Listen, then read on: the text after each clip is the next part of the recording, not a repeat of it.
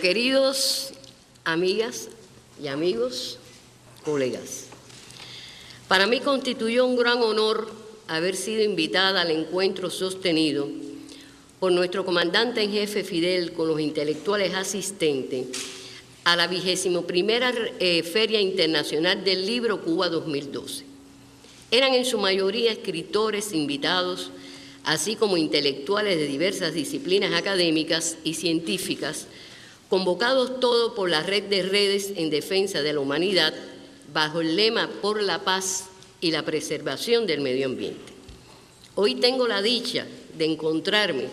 entre los convocados a presentar el libro conformado por los diálogos sostenidos en ese encuentro, con el título de Nuestro deber es luchar. Al conocer que se me escogía para participar en la presentación junto a personas que mucho admiro, pensé enseguida que no merecía tan alta distinción.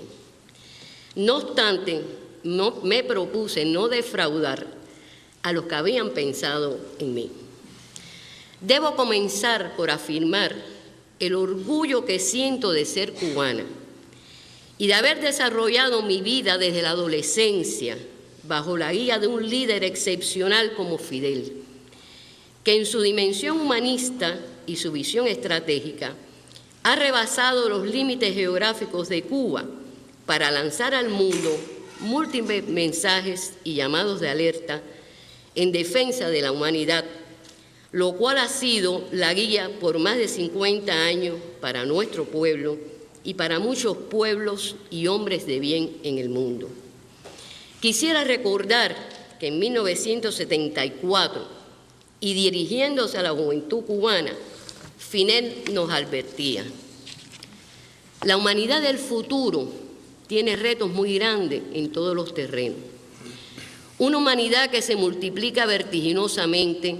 que ve con preocupación el agotamiento de algunos de sus recursos naturales, que necesitará dominar la técnica, y no solo la técnica, sino inclusive hasta los problemas que la técnica pueda crear, como son los problemas, por ejemplo, de la contaminación del ambiente. Y ese reto del futuro solo podrán enfrentarlo las sociedades que estén realmente preparadas. Y a los jóvenes de aquel entonces nos convocaba cuando añadía: y nosotros debemos aspirar a que nuestro pueblo esté realmente preparado. Con posterioridad en la cumbre del Río señalaba: una importante especie biológica está en riesgo de desaparecer por la rápida y progresiva liquidación de sus condiciones naturales de vida, el hombre. Y continuaba afirmando: si se quiere salvar a la humanidad de esa autodestrucción, hay que distribuir mejor las riquezas y tecnologías disponibles en el planeta. Menos lujo y menos despilfarro en unos pocos países para que haya menos pobreza y menos hambre en gran parte de la tierra. No más transferencias al tercer mundo de estilos de vida y hábitos de consumo que arruinan al medio ambiente. Hágase más racional la vida humana, aplíquese un orden económico internacional justo, utilícese toda la ciencia necesaria para un desarrollo sostenido sin contaminación, páguese la deuda ecológica y no la deuda externa, desaparezca el hambre y no el hombre. En su discurso ante las Naciones Unidas sobre asentamientos humanos en 1996, se alzó una vez más en defensa de los pobres de este mundo cuando afirmó: debemos proclamar con toda energía que tenemos el derecho a respirar aire puro, beber agua que no esté contaminada, a que se nos asigne un empleo digno, alimentarnos y a que esos alimentos sean sanos, a que se nos eduque,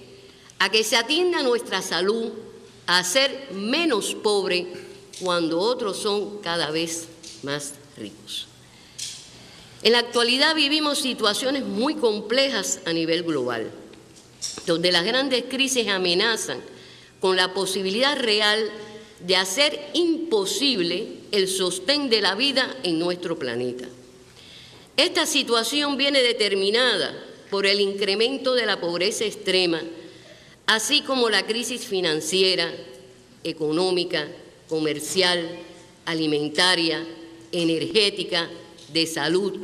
educacional, demográfica, ambiental, el incremento de riesgos y de la vulnerabilidad del hombre ante los desastres naturales, a todo lo cual tendríamos que dramáticamente añadir el incremento de los conflictos armados, incluyendo el peligro de guerra nuclear y el voluntarismo, egoísmo y hegemonismo de las potencias imperiales. Desde el siglo pasado, la relación economía-sociedad-medio ambiente fue perfilada en la Conferencia sobre Desarrollo Humano de Estocolmo en 1972, en la que lo fundamental se sugería que era posible lograr el crecimiento económico y la industrialización sin dañar al medio ambiente. Años después, en 1987, el informe de la llamada Comisión Brundtland de Naciones Unidas, denominado Nuestro Futuro Común, reconocía la relación entre economía, sociedad y medio ambiente, definiéndose el desarrollo sostenible como aquel que satisface las necesidades presentes sin comprometer la aptitud de las generaciones futuras para satisfacer sus propias necesidades.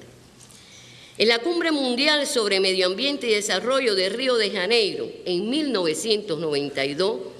se abraza este concepto y se establece un grupo de principios éticos, morales y filosóficos que deberían adoptar y materializar en sus relaciones los diferentes estados a nivel global y en el plano nacional para avanzar hacia la sostenibilidad. Se proclamaba que los seres humanos constituyen el centro del concepto del desarrollo sostenible. También el derecho al desarrollo, entendido de forma tal que se corresponda con la satisfacción de las necesidades sociales, económicas y ambientales. Se reconocía la necesidad de cooperar para la erradicación total de la pobreza como requisito indispensable para la vida humana. Se estableció el principio de que los Estados tienen responsabilidades comunes pero diferenciadas. Los países llamados desarrollados, o mejor dicho, ricos, tienen la obligación de asumir las responsabilidades históricas derivadas de la dominación colonial, de la imposición del modelo de desarrollo capitalista y, más reciente, el esquema neoliberal, caracterizado por un consumismo desenfrenado, el despilfarro y por patrones de producción y de uso de los recursos naturales totalmente irracionales. En consecuencia, al no ser infinitos los recursos del planeta, el objetivo supremo sería frenar la progresiva, acelerada e irracional explotación de los recursos naturales, la degradación de importantes ecosistemas, abatir los niveles de contaminación y trabajar por establecer un orden económico, social y, añadiría yo, político más justo y equitativo. Sin embargo, después de casi 40 años de esas grandes citas internacionales, el panorama se torna cada vez más difícil. Aunque las estadísticas por sí solas no sean capaces de captar toda la magnitud del sufrimiento humano, nos revelan que la mayoría de las personas que habitan el planeta no poseen el mínimo bienestar material ni social con el que poder disfrutar y compartir una existencia digna y solidaria. El total de habitantes del planeta es actualmente 7.000 millones, de los cuales el 18% viven en los países más desarrollados y el 82% en los países en desarrollo y los países menos adelantados. De ellos, 2.000 millones son jóvenes y niños entre 10 y 24 años y 893 millones son mayores de 60 años. En el plano económico, la brecha que separa a los países ricos de los países pobres no ha dejado de crecer. El ingreso total de 500 individuos más ricos del mundo es superior al ingreso de 416 millones más pobres. Entre tanto, los 2.600 millones de personas que viven con menos de $2 diarios y que representan el 40% de la población mundial, obtienen solo el 5% del ingreso mundial. En este contexto vale recordar que en los países en vía de desarrollo se ubica buena parte de los recursos naturales estratégicos, tales como un 84% de las reservas de petróleo, un 60% de las reservas de gas natural, el 28% de las reservas de carbón mineral, según la Agencia Internacional de Energía, además de poseer abundantes dotaciones de agua dulce y de biodiversidad, entre otros. Tales disparidades en el orden económico se traducen en grandes inequidades en el plano social, las que se expresan en el creciente número de pobres e indigentes en las áreas más subdesarrolladas del planeta e incluso en la proliferación de cinturones de pobreza en los propios países desarrollados. Hoy en día mueren al año en el mundo 9,2 millones de niños antes de alcanzar su 5º año de vida y el 99,9% de los mismos es en países pobres. El índice de mortalidad infantil mundial es de 45 por 1000 niños nacidos vivos, pero es apenas de 6 en los países ricos. Y la mortalidad materna es 36 veces superior en los países pobres que en los países desarrollados. La esperanza de vida mundial es de 68 años, en los países ricos 79. Y se calcula que actualmente 800 millones de analfabetos existen en nuestro planeta y 67 millones de niños aún no tienen escuela. En la esfera ambiental, las principales afectaciones producidas por el hombre son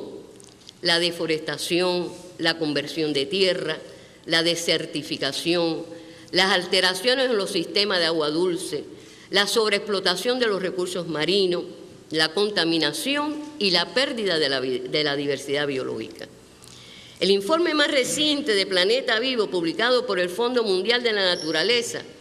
revela que la huella ecológica de la humanidad, es decir, nuestro impacto sobre el planeta, se ha duplicado desde mediados de la década del 60 del siglo pasado y excede en la actualidad en casi un 50% la capacidad del planeta para regenerar los sistemas de sostén de la vida. Si se continúa afectando los ecosistemas al ritmo actual, en el 2030 se requerirán 2 planetas para satisfacer nuestras demandas de recursos naturales. Según el reporte de la Unión Internacional para la Conservación de la Naturaleza, el 60% de los ecosistemas del planeta evaluados ya se encuentran dañados. Y siendo la diversidad biológica la base de la salud de los ecosistemas, en el mismo reporte se destaca que 17.291 especies de un total de 47.677 evaluadas se encuentran amenazadas. Pero a esto tendríamos que añadir que un informe reciente del Programa de Medio Ambiente de Naciones Unidas, correspondiente al cierre del 2011, se señala que resultados científicos recientes reportan que solo conocemos el 14% de las especies terrestres y solo conocemos el 9% de las especies marinas. Con relación a la diversidad biológica marina, la sobreexplotación, la contaminación y el incremento de la temperatura de los mares y su acidificación amenaza el 63% de la población de peces evaluados. La extensión de las llamadas zonas muertas en los océanos se ha venido duplicando cada 10 años desde la década de los años 60. En relación a la disposición final de los residuales, se ha denunciado que los mares constituyen el gran depósito final de los mismos.